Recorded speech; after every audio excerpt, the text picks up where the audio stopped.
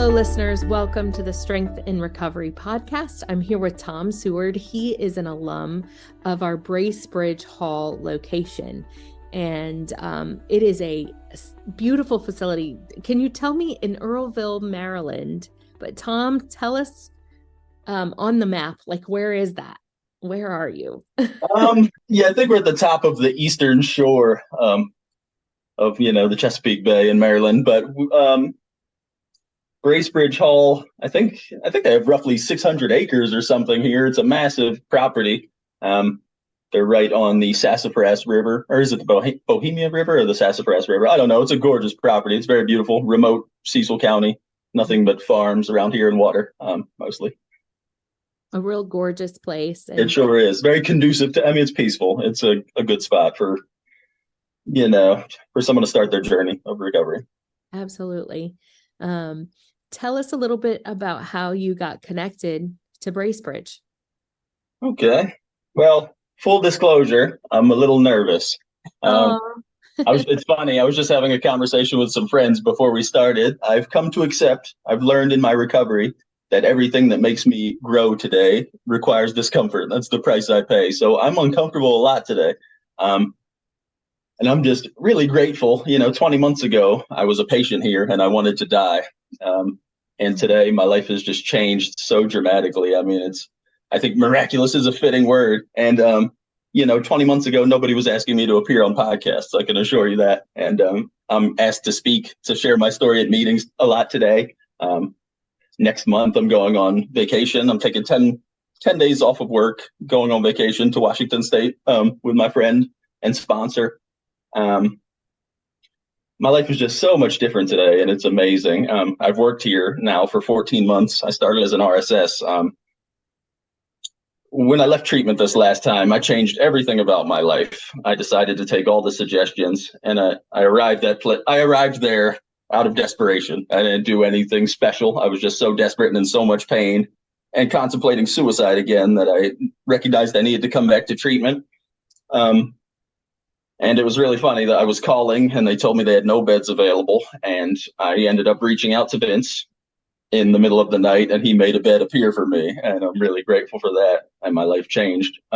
People who don't know Vince Douglas is a senior alumni treatment advocate and just a real force at Bracebridge Hall. And he's been a blessing to our team and really helps a lot of people get into recovery and get into treatment. And so that, I don't know. What do you want to say anything about Vince? I love that man, for one. Ever since, he was an employee here and he was like a good mentor for me. But then once I left here this last time and moved into our sober living, the one I now manage, I was the second resident to ever live there. So it's special to me. I've kind of come full circle. The house means a lot to me. But I was the second resident there. I attended our PHP and our IOP, completed them here, got a home group, got a sponsor, started working steps, doing all the things, that had been suggested to me for years, and my life started getting better.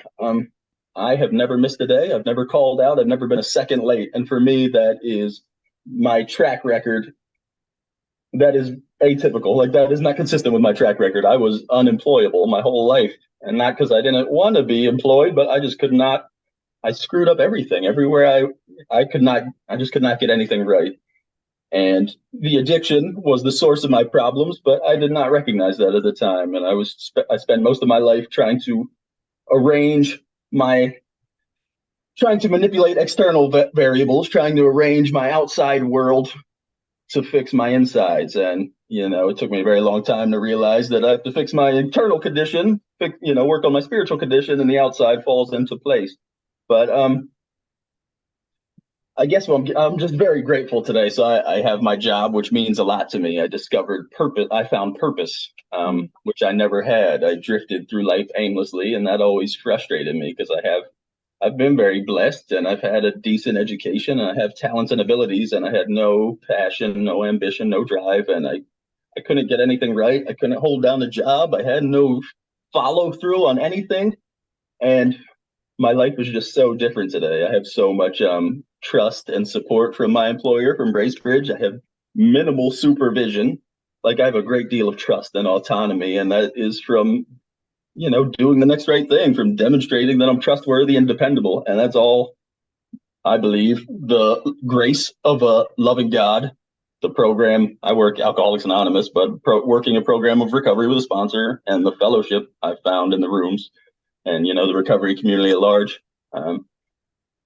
But my life was just transformed. And going on vacation, I was never able to do that. I couldn't save money, I couldn't pay my bills, and I just had no time. I mean, everything else got in the way of my drinking and use. I couldn't have relationships, no real meaningful relationships. I couldn't hold down the job. I wasn't doing service work for anybody because I had to focus on getting what I needed. I had no kind of spiritual world at all, no higher power, no, I was just so lost. And I don't know, just kind of rambling now, but my life was just so different, and I'm grateful. It's actually really funny. I guess I wanted to get to the importance of like planting seeds, all the help I've received over the years. Like I think we can't afford to underestimate the, how important it is to plant a seed, because so many people tried to help me over the years, even when I didn't want it. And, I was at a meeting last weekend, and there was a woman. She is sober, but she was struggling because her husband was at home drinking. And I was able to let her know that I met her in that same meeting a few years prior, and I was drunk and I was crying and I wanted to die. And she was very kind to me. And I remembered that, and I've never forgotten that. And little things like that. Like if she had treated me different that day, I might not be here today. So like my story is full of things like that too. So I'm just really appreciative and grateful. Yeah. All of those moments. Yeah. So I've fallen.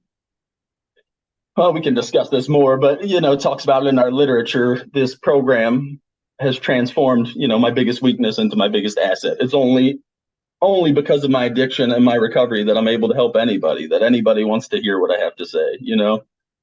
I can start to appreciate that it wasn't all for nothing. I can see the dots connecting in my life, seeing how even the, like the long version of the Serenity prayer mentions accepting hardship as the pathway to peace. I can see how it was all for my benefit, how things weren't happening to me, they were happening for me. And frankly, most of the hardship in my life was my creation. So. And the power of testimony, like, yeah, for sure. Something now that you take away from that is beneficial to others, because it's hard for people. There's something very powerful. And I think what the Alumni Association does and what we do as peer mentors and that peer-to-peer relationship, when somebody's been where you've been, they've been through what you've been through, whether it's grief or whether it's addiction or whether it's mental health issues or what, all the things that we as humans go through, there's just that connection, that instant, okay, I can trust, there's a trust that's built. Oh yeah.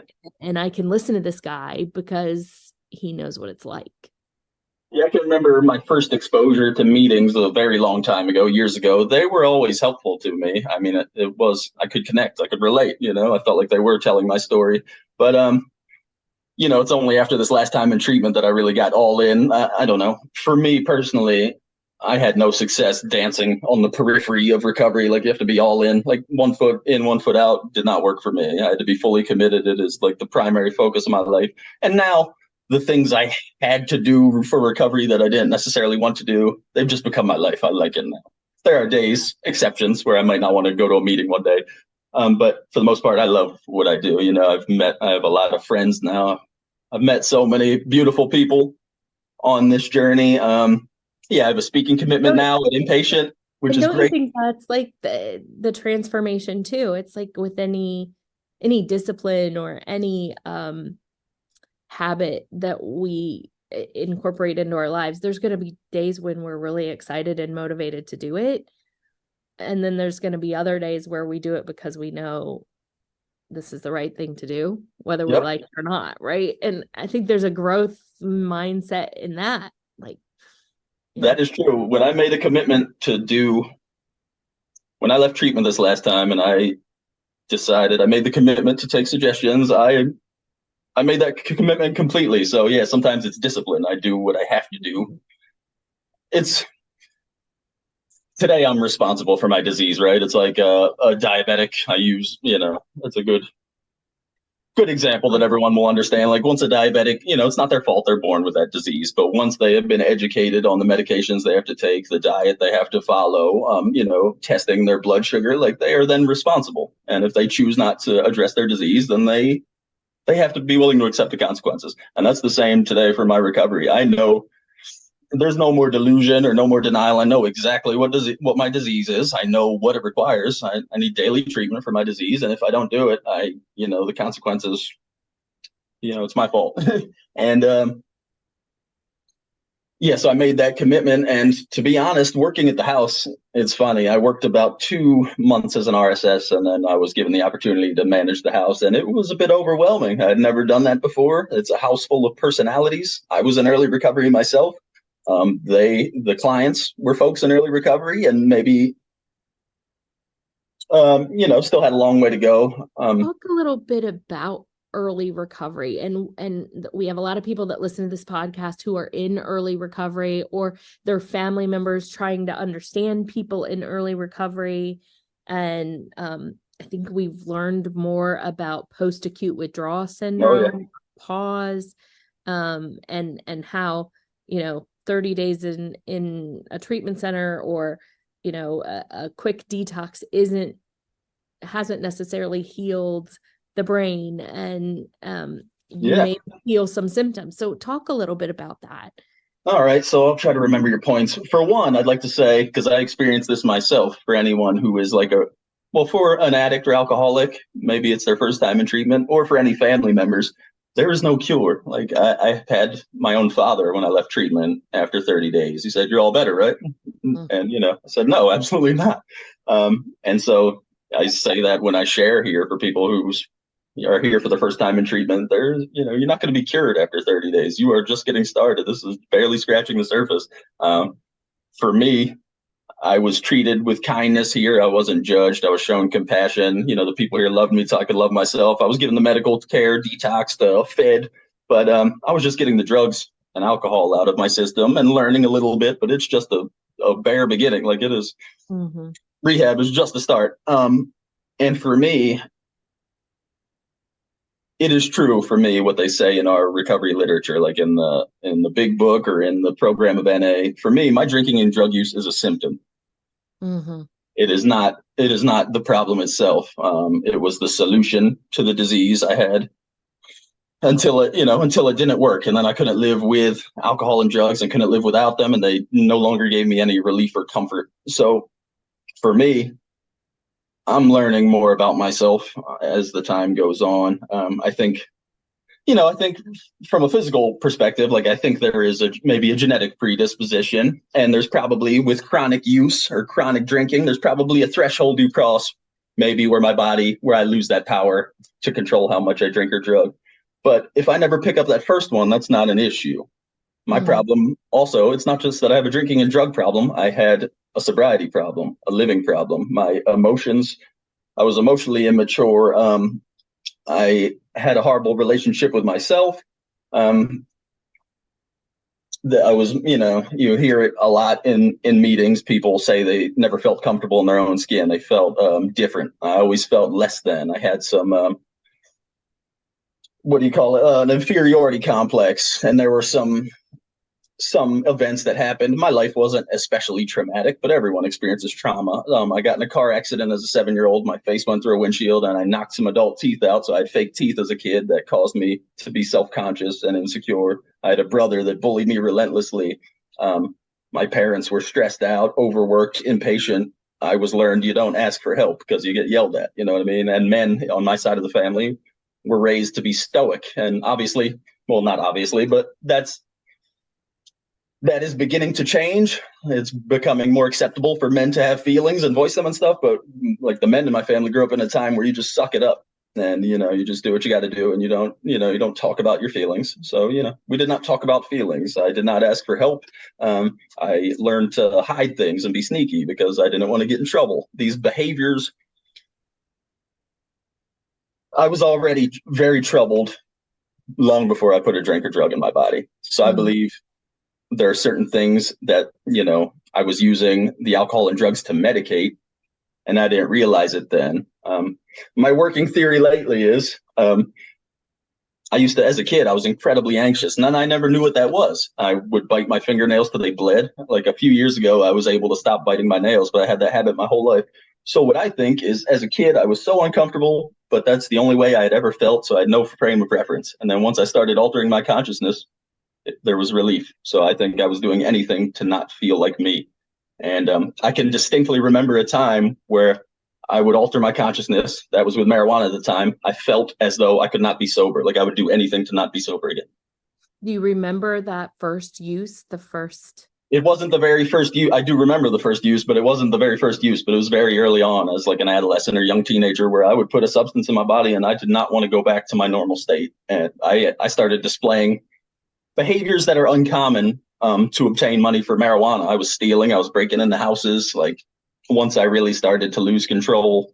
What age is this happening? Yeah, so I'll run down. Like 12 or 13. I started smoking pot when I was 12, I think. And was it just accessible? You had yeah, some kids on I was playing youth football. I lived in Claymont, Delaware at the time, and some kids on my youth football team, some friends of mine told me they could get it. And I think part of it was at the time wanting to be cool, something that's been another part of it. And I doubt I'm the only one. There's a mystique to doing, the rebellious thing or doing what is the taboo thing. There was something attractive to me about being rebellious or being defiant. And most of us are defiant in the extreme. So it started with marijuana. I got caught a couple times and, took breaks because I was afraid of getting caught. I think I drank for the first time when I was 12 or 13 as well. My brother and I got drunk at a friend's house, got into my friend's mom's refrigerator and we drank beer. But honestly, I did not like alcohol the first time. I had already tried marijuana and alcohol made me feel nauseous. And we ended up getting caught and getting in trouble. And I didn't really start drinking again. I was smoking marijuana, here and there and drinking very little. But then when I hit high school, things got really bad, I would say. So I was in private school at the time. I should tell you, my parents got divorced when I was young. So I have half siblings from my mother, and then I'm my father's only child. So I was living with my father in Claymont, and he was sending me to private school, Caravel Academy in Bear, Delaware, and I hated it. And then in ninth grade, the opportunity arose for me to move in with my mom in Elkton and go to Northeast High with my siblings. So I jumped at that opportunity. And, I met a small group of friends like me that were kind of outcast or whatever. I found my group and we were smoking marijuana, but I was still playing sports. I was going to school. I was playing football. I wrestled and things were pretty good. But I don't really know. I would drink here and there too, like at parties, just socially. But, off the rip, immediately I drank to get drunk, and every time I drank it was too much and I was sick. It was a problem immediately, but I didn't particularly enjoy it, but I would do it to fit in. But the marijuana, I had to be high all the time, and my mental health too started to deteriorate in high school. And just slowly I started doing more of what I wanted to do. If I didn't want to be in school, I didn't go. As you look back, is there maybe somebody's listening and they've got a kid and they've noticed, man, this guy's on the wrong track. His friend group is difficult. Maybe he's starting some marijuana use. Is there anything that could have helped you at that time? I don't really know, because for a long time, people tried to help me and I just wasn't hearing it. The denial was so strong and I was so delusional and I could not see it. I mean, the signs were as clear as day, but everyone else was the problem. So just leave me alone and let me do what I needed to do. Like I could not accept that I was the problem. And that's funny. Because, you learn that in recovery. I was the problem, or I was involved in everything bad that happened to me. And, yeah, it was never about it's not just, it's very important that I don't drink or drug because I'm powerless over them, but it's not really about the alcohol or drugs, like today. Yeah, I have to keep that fresh in my mind. complacency kills. I have to remember I cannot drink or drug, but my energy is not dedicated to not drinking or drugging. That obsession, that compulsion has been removed. I'm trying to develop spiritually and be the most, I'm trying to find out what I'm capable of. I spent my whole life destroying myself and to your hamstring. purpose. Yeah, and it's great because you were discussing the pause for months after I got out of treatment and moved into the house. I would be in the middle of a task and completely space out, and I would look around for clues, and then I would see something that would remind me of what I was doing. And now, like my workload and the things I'm capable of juggling and the stress I can handle, it's impressive. And, I have my weak moments, obviously, but I really genuinely want to see what I am capable of doing, what I am capable of becoming if I stay out of my own way. I was in my own way the whole time, and I thank God for saving me from myself. But I'm continuing. I want to keep growing professionally and spiritually and personally. I'm still uncomfortable with people. I'm learning that, like I mentioned, everything requires discomfort because nothing changes if nothing changes. So learning how to socialize without depending on drugs and alcohol. Becoming comfortable with being uncomfortable. Yeah, this and the speaking commitments I do, and or when life just goes bad. Like a few months ago, I watched my grandfather die. Watched him die. But I was sober, and I was there to be supportive of my family, and I hope my family was there, and it was as peaceful as it could have been. And I would not have been there if I was drinking or using. I don't care. I'm not a materialistic guy. I don't care about money beyond what I need it for, or the comfort it can provide, obviously. But like all my bills are paid; they're on auto pay. I don't look at them. I don't have to question whether the money's in the account.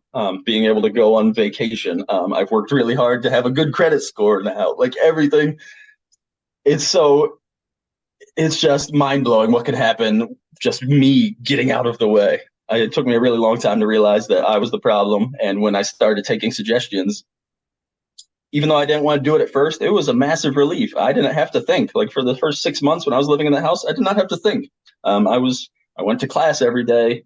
When it was time to go back to my job, I went to work. I paid my bills. I did my chore in the house. I went to meetings. I called my sponsor. I, met my sponsor to do step work. It was just the next great thing, and everything was laid out for me. I just took suggestions and lived one day at a time. It really was that simple. One day at a time. Get to bed sober. Just do what I need to do, and my life just transformed. So you're in high school. You graduate high school? Nope. So so I stopped attending class. Like I would come in late every day and come in high. And if I wanted to leave early, I would do exactly as I pleased. Like, for instance, if you were my teacher sitting there in front of me, like you could not prevent me from leaving. If I wanted to leave, I will get up and walk out of your class. I had a horrible attitude, and I was impulsive and selfish and just doing exactly what I wanted. And my grades started to suffer. Sports, obviously, they don't condone people just not showing up to practice. And also, I can remember my whole school life. I'm starting to realize it more now. I was under a great deal of stress. That whole time I was at Earleville Academy going, the private school. I'm grateful for it now because I benefited immensely from having that education, but I was under a great deal of stress, the pressure, the long hours. I lived in Claymont, so getting to Bear, Delaware every day, and then sports, and then getting home, and the workload and the hiding and the forging detentions and stuff, because anytime I would get in trouble, I would hide it. It just school was incredibly stressful for me because I was incapable of doing the right things, and I was always trying to hide, always trying to cover my tracks and stuff. And then also other people had expectations of me, and my whole life I struggled with that. I always thought a kid, when you grow up, you have a dream or an ambitions, like there's something you want to do, and I never had that. And I think, I'm not an exceptional person, but I'm reasonably intelligent. I'm a capable guy, and I had nowhere to direct it. I had no purpose, no direction whatsoever, and I didn't like that. It was frustrating. And my dad, I was going to go to the University of Maryland, and I was going to play D1 football, and that was never going to happen. Just frankly, and like my GPA was barely, if I was passing, it was just, a 2.0 or whatever. And, I'm not that gifted physically. Like it was never going to happen. So other people had expectations of me, and I knew they weren't going to happen. And I felt the end of high school coming up on me and the real world. And I was terrified. Again, like same with the things in my past that happened to me when I was young, or the things that shaped me. Like I'm not mad about it. It's just what happened. The same with I was spoiled as a kid, being my father's only son. When I moved in with him, at a certain point, I moved in with him, and he spoiled me rotten. And he did it from a place of love. And he was a young man raising a kid, doing the best he knew how. So I'm not blaming him, but everything was done for me. I had no responsibility. I was totally entitled, spoiled, and incapable of doing anything for myself. So when I was approaching the age where I was supposed to go out into the world, I was terrified.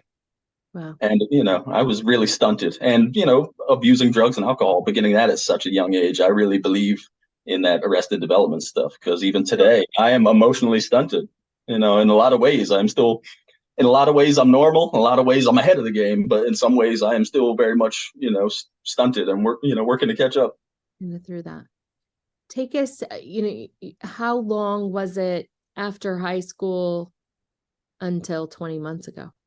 Right. So, so I started going wild. I wasn't attending classes, started skipping sports practices.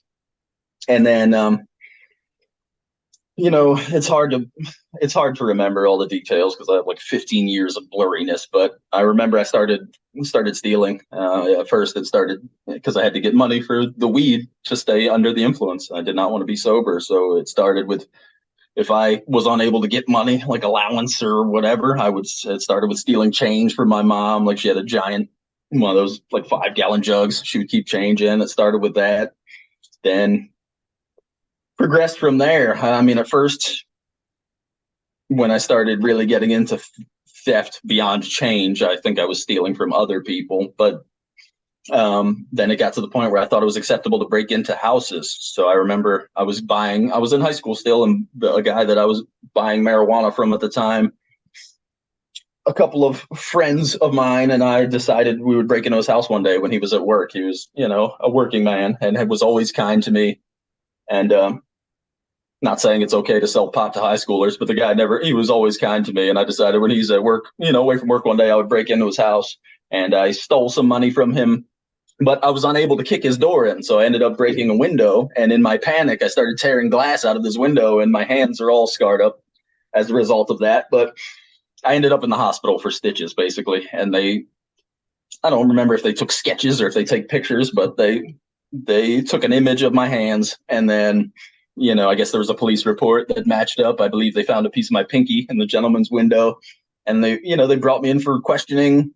Nothing ever came of that, but I ended up, a few days after that, I ended up getting in a fight with my mother because she was trying to set some limits. I was living in her house and I was acting like a crazy person, and she was trying to set some limits, and I would not do what she wanted. So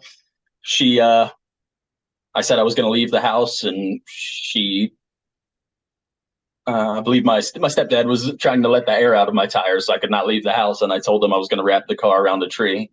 And my mom called the police, and so they were looking for me, I guess, to do a welfare check. They ended up taking me to Union Hospital in Elkton. I ended up running out of there. Then the police caught up with me, brought me back, strapped me to the bed. The first time you felt suicidal? I wasn't suicidal. No, it was more of just an anger. I shouldn't have said it, but I've made comments like that since then that have caused me problems too. Mm-hmm. But no, I wasn't genuinely suicidal. I was angry. And I ended up in the Rockford Center in Delaware for a couple weeks. I guess, it's like a psych hospital, and the part I was in was for troubled kids, and was given some medications, and we were in classes, but I did not care what they had to say. I didn't want to be there. And as soon as I left there, I dropped out of high school and began a lot of unpleasant years. I ended up stealing. I'll try to give you the concise version, but I ended up stealing from my dad, and it's all kind of a blur. Again, like I said, to put it in order chronologically, but I ended up, I had an uncle in North Carolina. He works for the State Department, doesn't live in North Carolina anymore, but he tried on a couple occasions to take me down there to North Carolina with him and try to teach me. He's also into property development and real estate and stuff. And he was trying to guide me and teach me his business. And he was, willing to pay for me to go to school and stuff. But I was incapable. I was not at a place mentally. I was not mature enough. There was nothing. I don't believe that there was anything anyone could have done for me. I had to learn the hard way. But I ended up stealing from my father somewhere around this area, around 18 years old, roughly. Stealing 500. I took his debit card, went to an ATM, took out $500. He actually caught up with me and confronted me, and I kept the money, but I was so ashamed and guilty. I was estranged myself from my father for 5 years after that. I pretty much estranged myself from my mom too. I was locked out of her house, but I was breaking in, stealing camcorders. I would steal. I stole from my mom, stole from my grandparents. I started couch surfing, bouncing around to a friend's house. I have my best friend in high school. It's crazy because my best friend in high school, the only one in our group that would not touch any drugs, wouldn't drink, wouldn't smoke pot, and he ended up becoming a heroin addict. He's in recovery now, but it's just crazy how many people has touched. But his family took me in, a big family of limited means, and they took me in, fed me, clothed me, treated me like one of their kids. I did nothing to help them at all, did nothing to contribute, and then I stole pills from his sick father, and got thrown out of there. But just the things that things I never thought I would do, and the things that people tell me today I could never imagine you doing those things, and it's not who I am. I was just so sick. Yeah, I'm sorry, but it was years of that. I had a structured settlement from the car accident I got in, so I figured out how to access that money. I was supposed to get like 40 grand. Starting when I turned 18, I was supposed to get like $10,000 a year for a few years. I found out how to get that money, and I spent it all on cocaine. Ended up in North Carolina again with my uncle. He got me a job with one of his friends. I ended up getting fired for doing cocaine on the job. Joined the Marine Corps out of, more like a last resort kind of thing. I had never had any dreams of being in the military. But, after a while, after boot camp in Paris Island, I felt proud. I felt good. I was clean and sober. They sent me home for my 10 days of leave. First thing I do is go to my old friends and start doing cocaine, and I nearly thought I was going to die. I ended up laying in the front yard, in a friend's front yard, cold sweats, dry heaving, thinking, great, I'm going to die on my 10 days leave for boot camp. My dad's going to hear that I overdosed and died on cocaine. That didn't happen. I ended up going out to 29 Palms out in the Mojave Desert for training. I turned 21 when I was out there and started drinking. It's perfectly acceptable in the military. It's part of the culture. Drinking is, it was perfectly okay for me to get drunk after work, show up at 5 a.m. drunk for PT, go run 8 miles, smoke a cigarette, then go on work the next day and repeat. But the drinking got out of hand. I had no idea how sick I was. There's no way I would have even entertained the idea that I was an alcoholic, but I was. So at the bar every night or at the bowling alley drinking pitchers. And then I found out that, I came across somebody who had drugs, and, if you put it in front of me, I was powerless. Somebody offered me some ecstasy. I took it. And then, I started smoking marijuana, the cocaine, whatever, at that point. It's just the insanity of it. Like, I had no intention of getting kicked out of the military. I didn't want to get caught, but there was no way I would not get caught. And I did, and was kicked out, given a other than honorable discharge from the Marines. I worked, I just had a million different jobs. I worked as a correctional officer for a year, but then it was a really good job. I was doing well for a while, had a nice apartment. And then, a year later, I am skinny as a rail. I still have this job, but I'm stealing, Adderall from inmates being booked. I have a sink full of dirty dishes. There's no food in my fridge. I have no furniture in my apartment. You know what I mean? Like living like an animal, even despite the fact that I had a good job. And, I would see people coming in off the streets as inmates, people that I knew. And I'm there like a total fraud working as a correctional officer while I'm an active cocaine addict. Like, a lot of that kind of stuff. I've had a million jobs. I've had a couple different stints, 2 different stints in college. I have 2 one-year stints in community college, and I had a 3.95 GPA. I'm not, but I would get restless, irritable, discontent, forget why I was there, get miserable, and quit. I would either quit, get fired, looking for geographical cures, looking for the right job or the right girlfriend, and always it was just always the same and never got any better. By geographical cures, and we hear this a lot, like Yeah. I'm gonna move out of where I'm at now, and I'm Yep. gonna, but it follows you. You follow you, right? There's a common Exactly. denominator. Wherever you go, there you are. And that, I didn't realize that, but maybe there's some merit to changing, people, places, and things. I'm sure there is, because like they say, if you hang out in the barbershop, you're going to get a haircut eventually. So if I'm hanging out with people that are doing drugs, it's probably risky. But But if as you far don't as deal with the internal right, conflict, as far as like the people I was hanging out with, they did not make me use, and the place I was living in did not make me use. And wherever I went, I was and able the to find exactly what people I can wanted. have different names and different faces, but there can be the same people, right? That is true too. Yep. But everywhere I went, even the most remote places, I found the drugs, I found the alcohol, and some of my poor friends over the years, my mom thought they were bad influences, and nobody influenced me to do, nobody made me put any drugs or alcohol in my body. About 14 years of just, it sounds exhausting.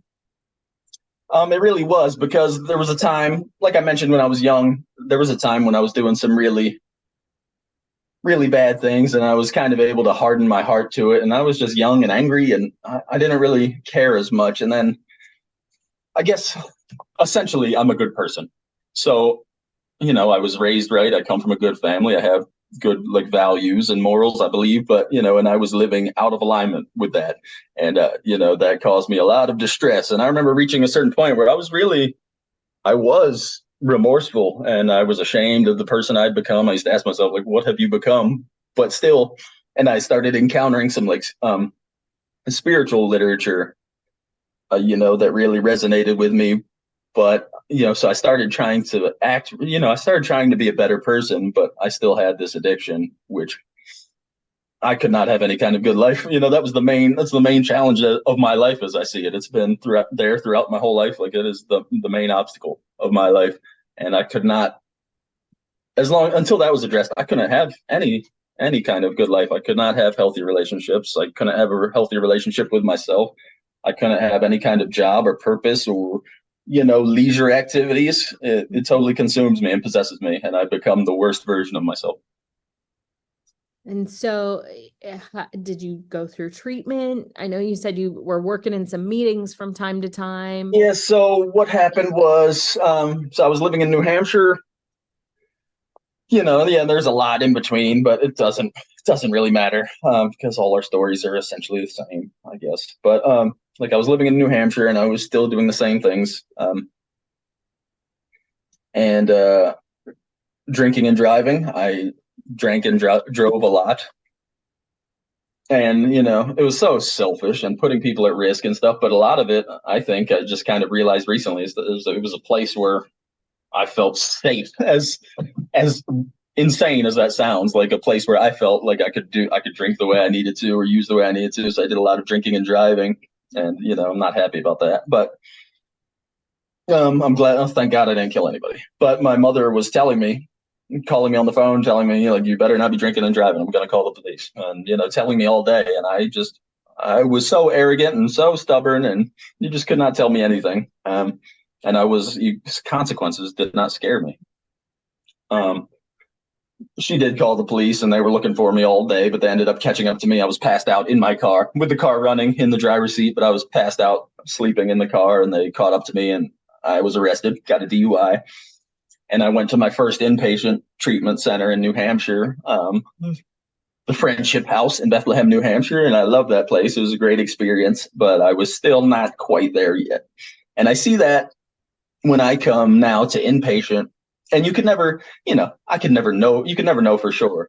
People have, once it clicks and they get it. I don't know, but I just wasn't at a place yet where I was ready.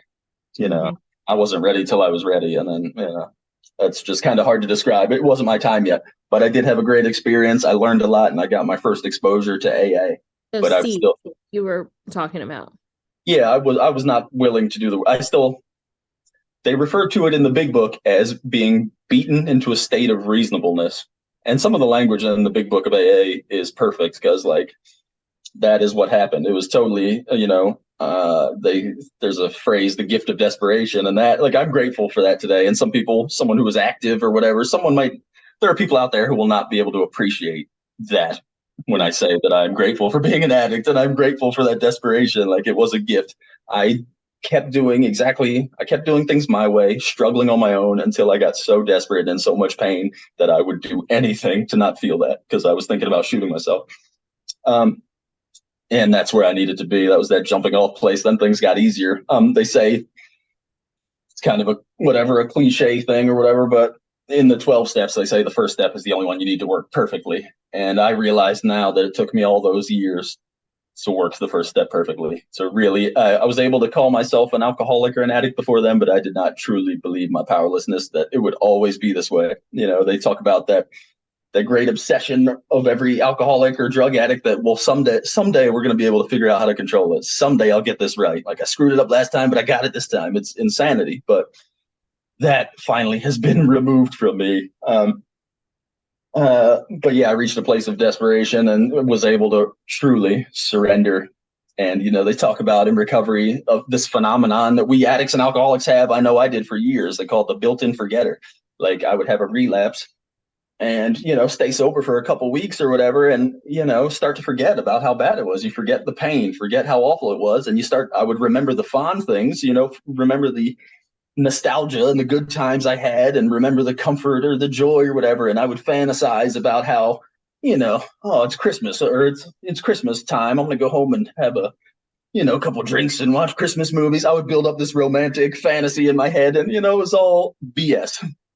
And so one of the many miracles that has happened to me is that built-in forgetter has been removed from me. Like, I know, and I think it's, you know, they tell us we're in the big book that says you get that daily reprieve contingent on the maintenance of contingent on the maintenance of my spiritual condition. If I do the work on my recovery every day, I get that reprieve every day where I you know, that insanity has been removed from me. So it's been working, and I'm going to keep doing what's working, because I don't want to go back to the life I had before. I was promised my misery could be refunded, you know.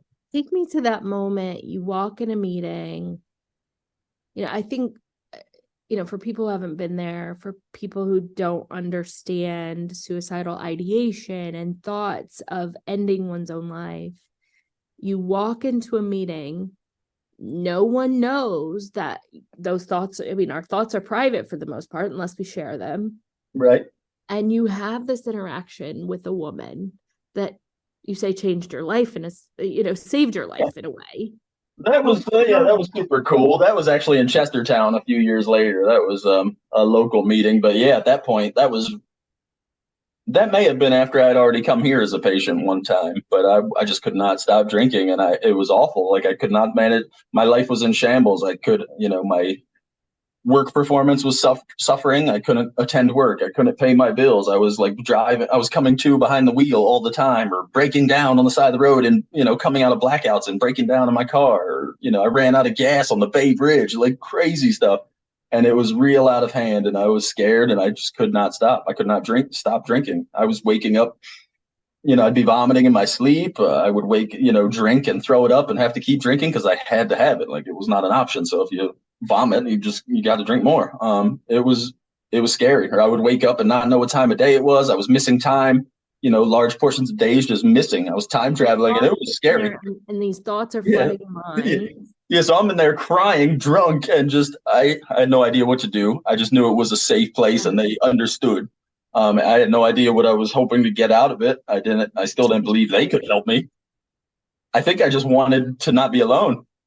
And what does this woman say that was so, that you've remembered it all this time, that it was a pivotal moment? It wasn't anything major. She didn't say much to me. She was just kind to me. You know, she was kind, and she wasn't judgmental, and she made sure I was safe, because you know. I think those three things you just summed up so much about what people can do.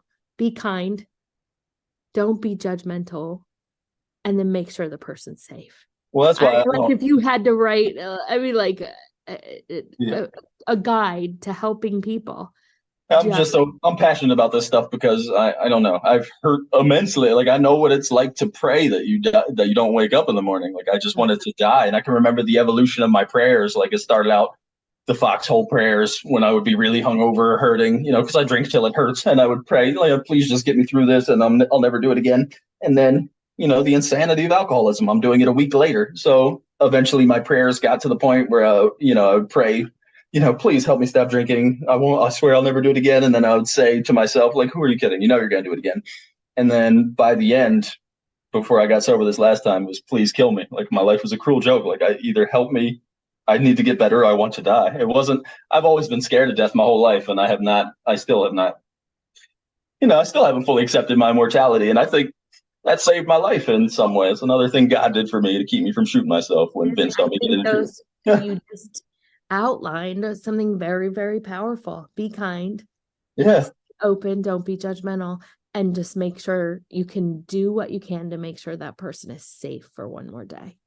What's amazing to me is, like I said, the falling backwards into purpose as a result of being an addict. And now, he says we're God's people. I believe he and I are kind of in agreement in this, that maybe some of us are put here to suffer so that we can help others, and not to, not saying we're exceptional or we're superheroes, but I believe that. And, if somebody else, if all the suffering I went through, if I can then take that and help somebody else not suffer, then that's a fair trade to me, because I know what it's like to hurt. I know what it's like to want to die. And if I can help someone get out of that, I believe I don't have enemies today. Yeah, I have no hate in my heart, but I would not wish that on anybody. Nobody deserves to live the life of active alcoholism and addiction. It is awful. How many treatment centers until the last one?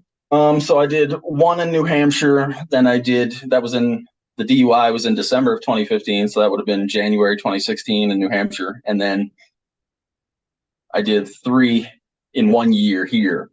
But also there were a lot of years, as I mentioned, where I didn't think it was the addiction. I didn't think I was truly an addict or an alcoholic. So I was looking for all the right mental health diagnosis. So, there were times I was in crisis beds in hospitals, or, like psych stays, or I was in the, emergency rooms. I just think what you're telling us is so powerful, and it gives a lot of hope to people, and I go back to that, not being judgmental, not saying, well, he's done this 3 or 4 times. It's not, just having that openness that maybe this time it's the seed, maybe there is still hope. Sometimes it takes a while for someone to process through these things.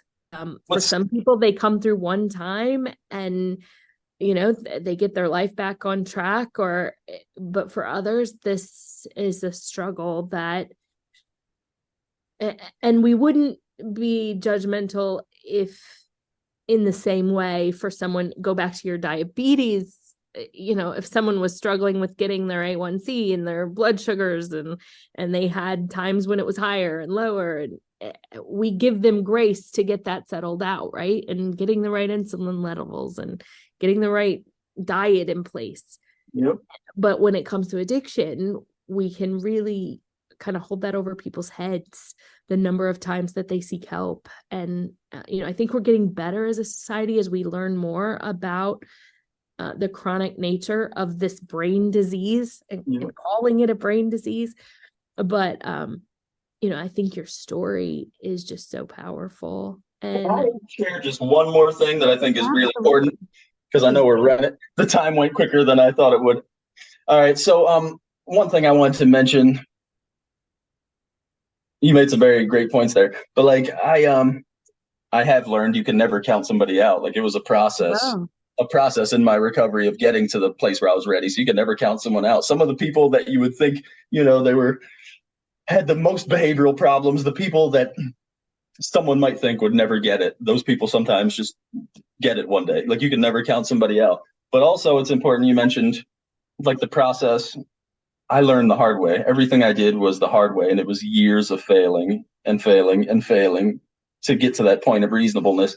What scares me today is with the fentanyl, they no longer have that luxury. I'm sure being in the field, they favor the term fentanyl poisoning now as opposed to overdose.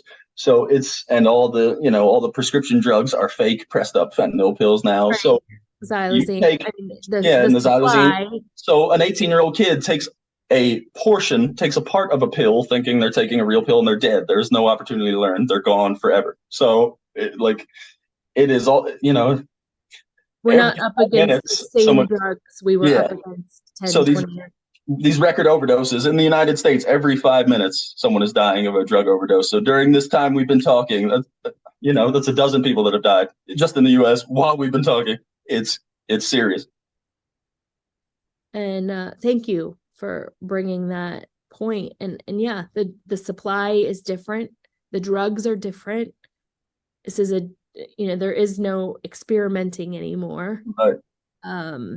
It's scary. Yeah, we're not bad people. We're sick people. And so many of the addicts and alcoholics I meet, people just like me, that are just amazingly talented, beautiful, kind, gifted folks, all different walks of life. It does not discriminate at all, and it doesn't care about your socioeconomic status or your religious or political leanings, I think when it really hit me, I was a counselor at a jail treatment center.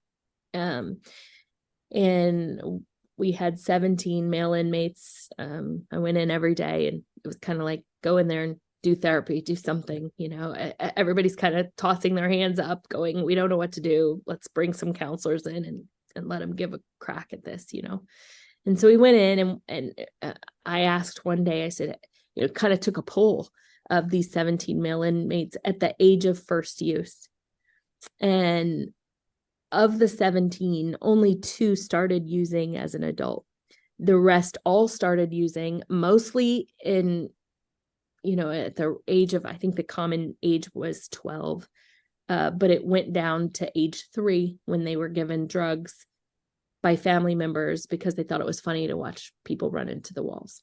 Wow. And, I think it's real easy to look at this problem and the addiction epidemic and just say, well, these are people who are making that choice. But a lot of them made choices as children that have shaped their lives and their brain development. And to go back to being kind, not being so quick to be judgmental, and just let's keep these people safe. Let's do what it takes to help them get help until they can make the choice for abstinence and to stay well themselves. Yeah. I think what you said is so powerful. So thank you for that. And life is a lot more enjoyable that way too, because everywhere I go, I talk about it all the time, but it's all love and positivity, almost without exception. There are some exceptions, but I tell my coworkers I love them. The people at meetings, my friends, like I don't have to have that negativity in my life today. It's all good stuff. You know what I mean? Focusing on the positive, trying to grow and help people, and Thank you, Tom. You're making a difference. I've seen you interact with our alums at meetings. Oh, I'm heavily involved. I maybe have missed 2 or 3 alumni meetings since I left treatment the last time. I go to all the events I can. I love it. I know. I've seen your positivity, and it's a real force. And thank you for that. And thank you for your time today. Thank you for having me. It's been a real pleasure. I've really enjoyed it. So thank you. This is Recovery Month. We want to celebrate that and just let people know that there's help available. If anyone or you need help, please reach out. Call 1-833-RCA-alum. You can call any one of our coordinators. They are amazing. Tom, I think you would agree. Yes, they are. A real special group of people. You can call them. They will give you some peer-to-peer support. And if you need treatment, maybe you just need some outpatient, some additional support in your recovery journey. Let's get you some help today. Reach out, rcaalumni.com or 1-833-RCA-alum. And we wish you all the best, and we hope to see you next time.